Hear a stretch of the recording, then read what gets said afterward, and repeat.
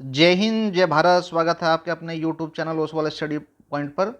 दोस्तों, आप सभी को मेरा नमस्कार। आशा करता हूं कि आप सब ठीक होंगे। मेरे प्यारे दोस्तों, आज हम बात करेंगे भारतीय संविधान के सर्वोच्च पद यानी राष्ट्रपति के बारे में। राष्ट्रपति भारत के प्रथम नागरिक और देश के संविधान का संरक्षक होते हैं।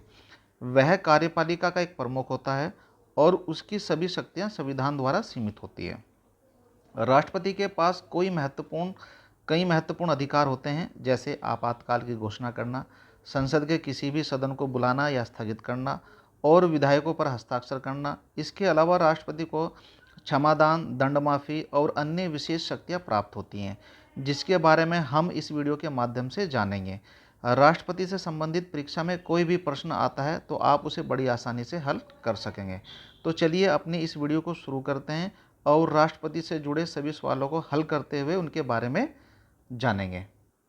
पहला सवाल है, भारतीय संविधान के अनुसार राष्ट्रपति का कार्यकाल कितने वर्ष का होता है? 4 वर्ष का, 5 वर्ष का, 6 वर्ष का, 7 वर्ष का? तो राइट आंसर हो जाएगा हमारा बी, 5 वर्ष का। भारतीय संविधान के अनुच्छेद 56 के अनुसार राष्ट्रपति का कार्यकाल 5 वर्षों का होता है। हालांकि वे तब तक पद पर बने रहते हैं जब तक नया राष्ट्रपति पद पर कोई ग्रहण नहीं कर लेता है। दूसरा सवाल है, राष्ट्रपति को भारत के किस अनुच्छेद के अंतर्गत निर्वाचित किया जा सकता है? अनुच्छेद 52, 54, 56, 58? तो राइट आंसर हो जाएगा हमारा अनुच्छेद 54 के अंतर्गत। अनुच्छेद 54 में राष्ट्रपति के निर्वाचन की प्रक्रिया का उल्लेख है। राष्ट्रपति का निर्वाचन संसद और राज्य विधानसभाओं के निर्वाचित सदस्यों द्वारा किया जाता है। ये भी आप याद रखेंगे। अगला सवाल है, राष्ट्रपति के निर्वाचन में कौन भाग नहीं लेता है? लोकसभा सदस्य, राज्यसभा सदस्य, राज्य विधानसभा में निर्वाचित सदस्य, राज्य विधान परिषदों के सदस्य? तो सही जवाब हो जाएगा हमारा डी, राज्य विधान परिषदों के सदस्य राष्ट्रपति के निर्वाचन में भाग नहीं लेते हैं।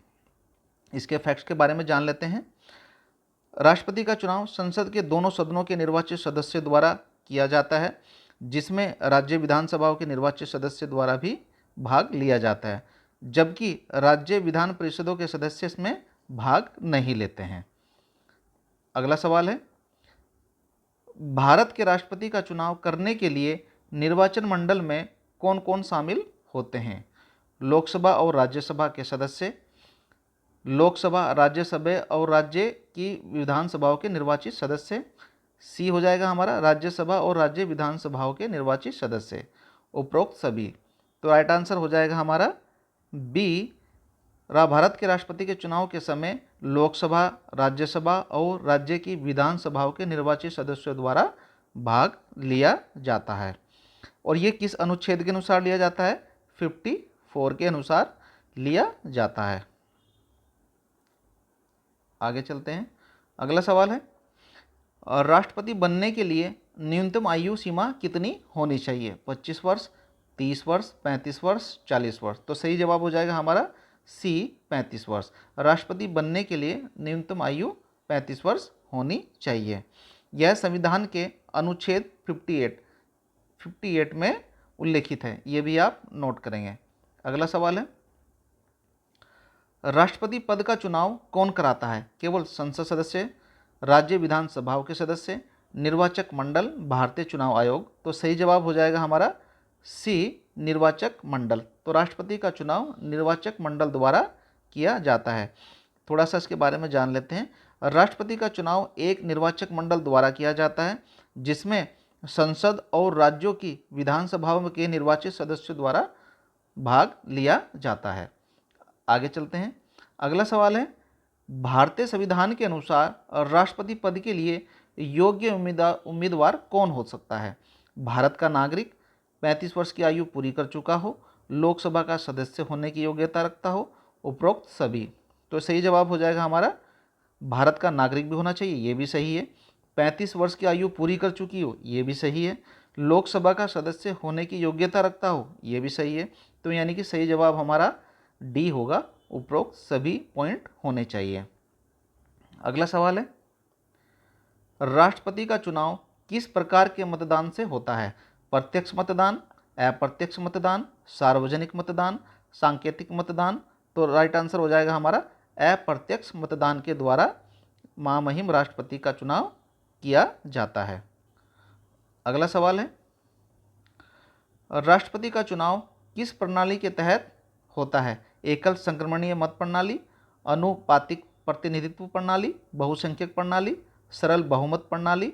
तो सही जवाब हो जाएगा हमारा बी, अनुपातिक प्रतिनिधित्व प्रणाली। राष्ट्रपति का चुनाव अनुपातिक प्रतिनिधित्व प्रणाली के तहत होता है और इसमें एकल संक्रमणीय मत प्रणाली का उपयोग किया जाता है। यानी कि हमारा ए और बी दोनों सही होंगे। अगर क्वेश्चन आ जाता है और उसमें जो है दोनों ऑप्शन दिए होते हैं तो आप दोनों में से कोई भी लगा सकते हैं। अगला सवाल है, राष्ट्रपति के महाभियोग के लिए कौन प्रस्ताव प्रस्तुत कर सकता है? केवल लोकसभा, केवल राज्यसभा, संसद के दोनों सदन, उच्चतम न्यायालय। तो राइट आंसर हो जाएगा हमारा सी, संसद के दोनों सदनों द्वारा महाभियोग के लिए अपना प्रस्ताव प्रस्तुत कर सकते हैं।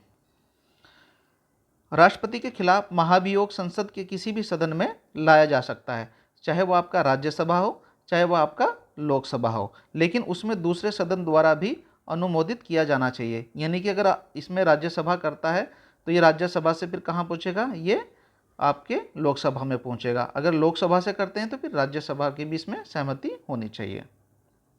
आगे चलते हैं। अगला सवाल है, भारतीय संविधान में राष्ट्रपति का उल्लेख किस अनुच्छेद में किया गया है?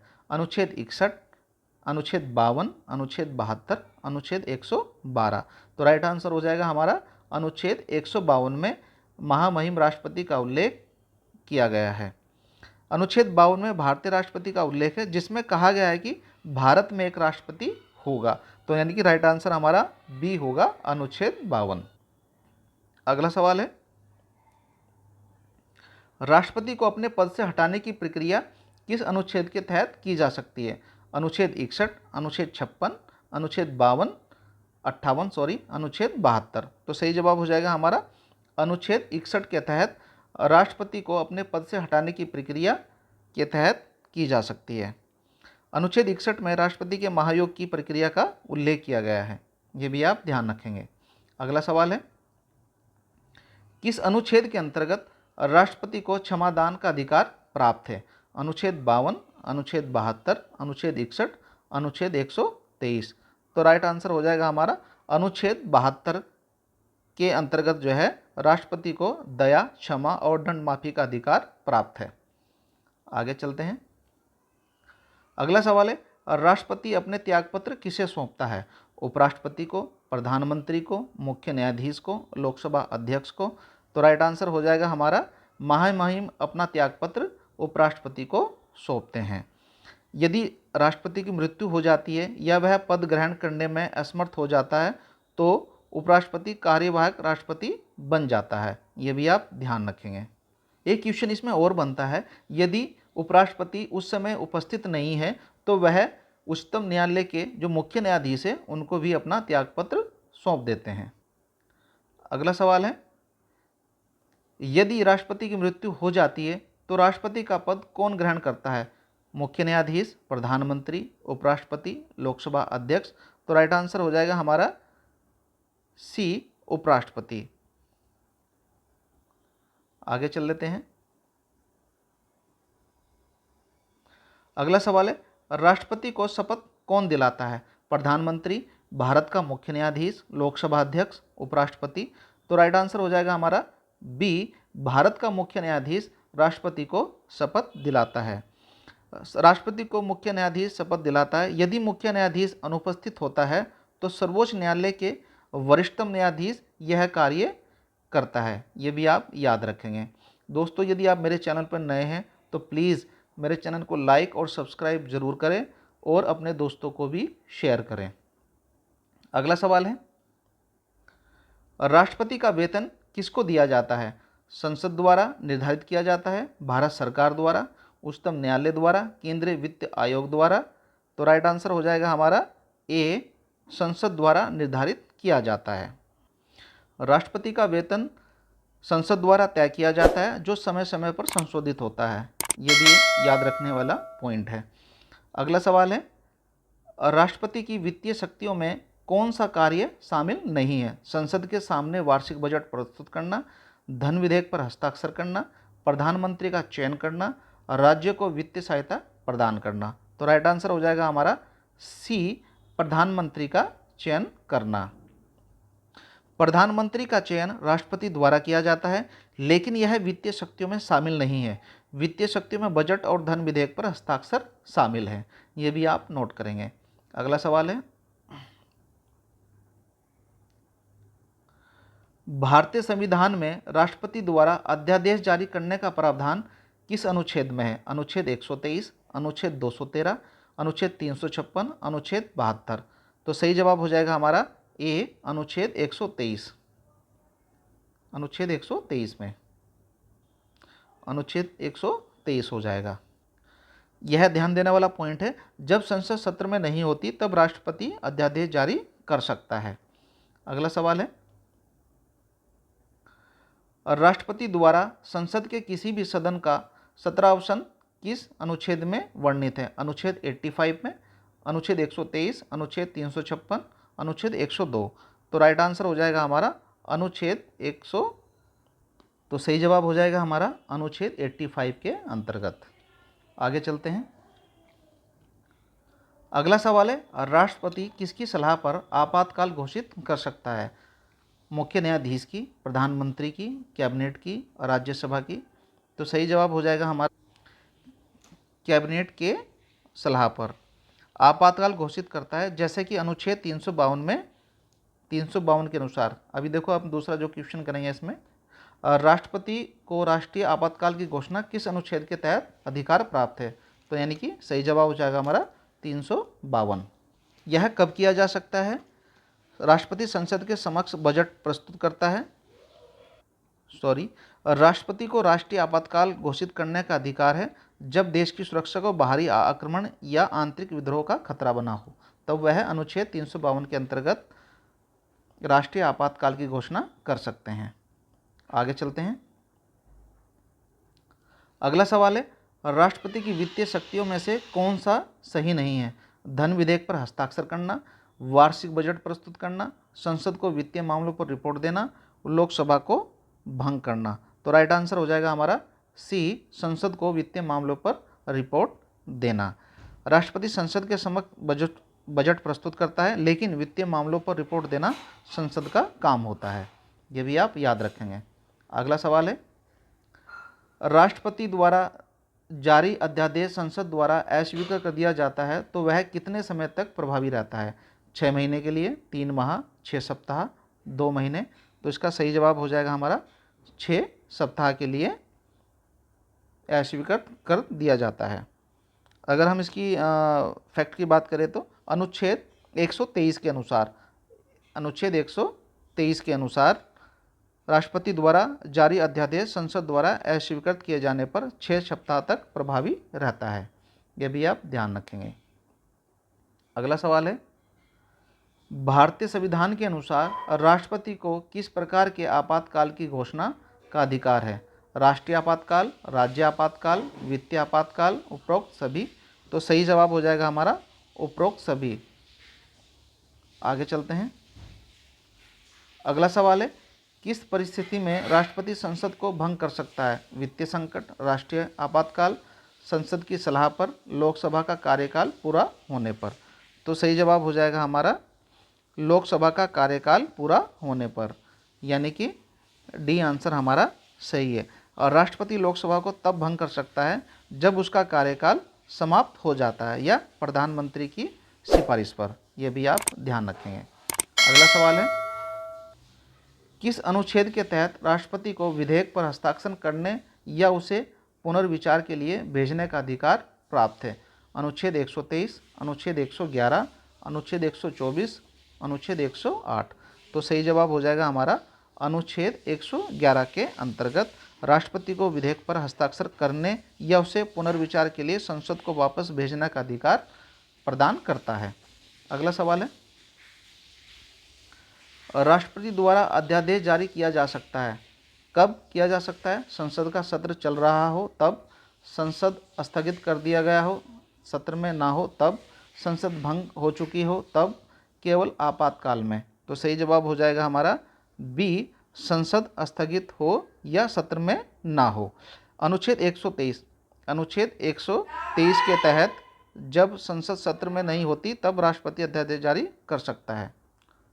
अगला सवाल है, राष्ट्रपति के खिलाफ महाभियोग प्रस्ताव संसद के किस सदन में प्रस्तुत किया जा सकता है?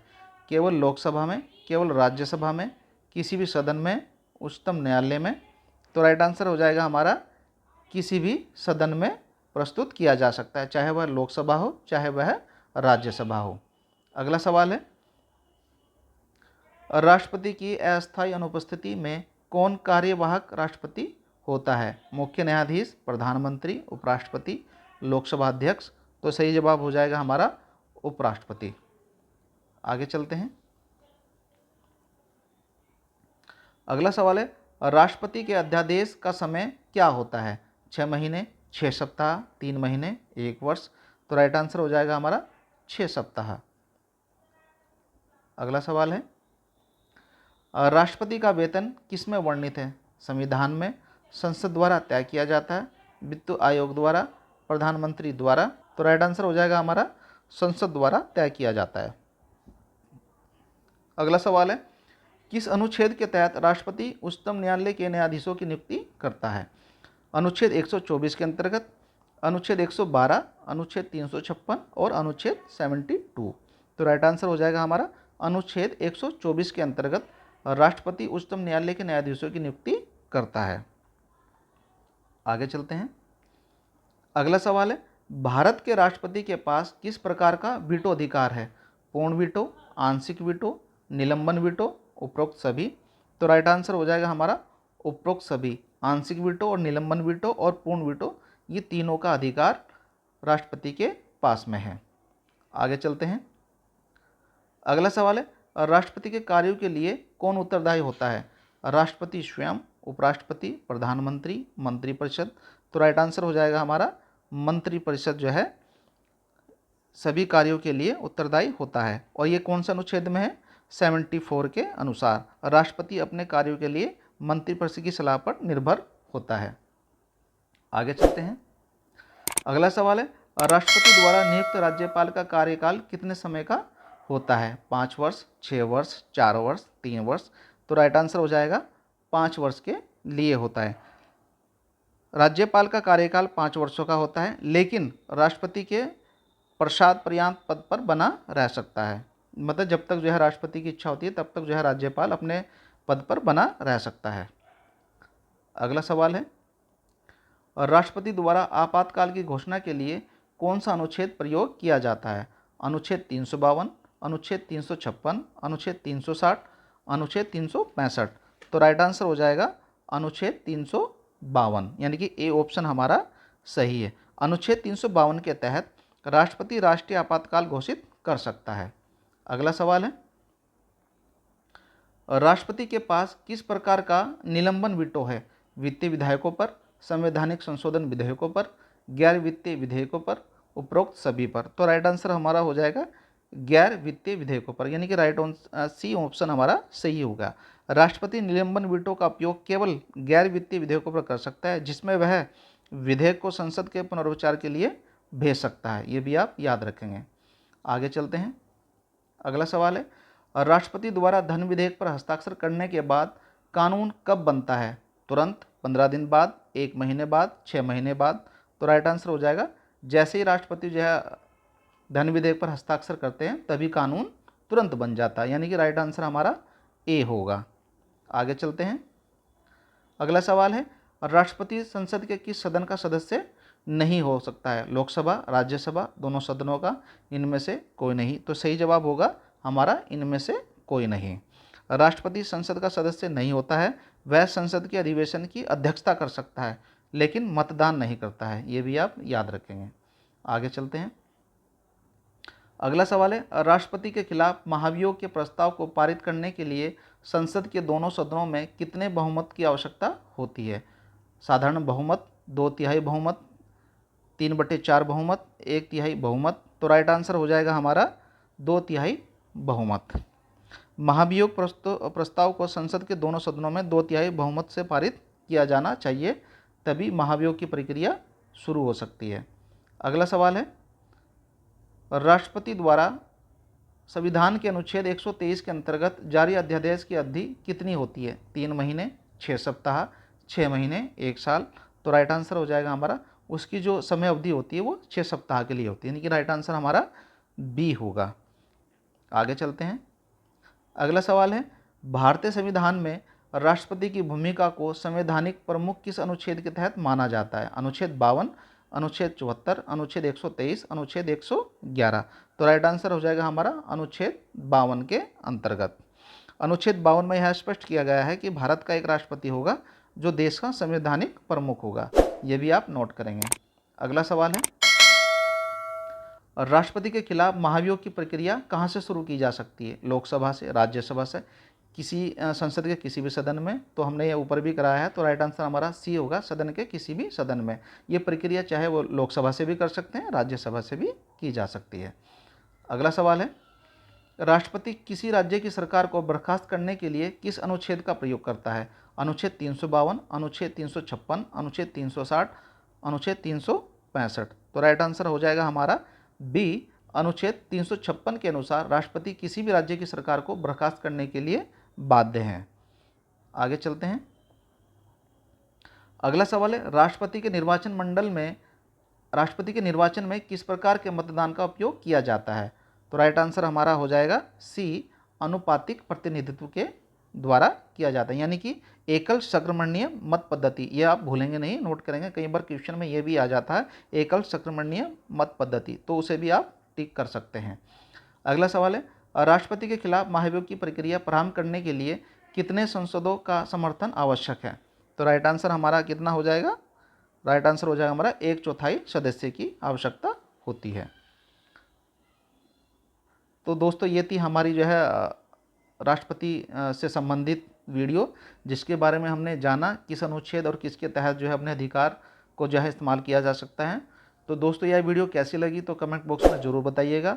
मिलते हैं अपनी नेक्स्ट वीडियो में, तब तक के लिए धन्यवाद।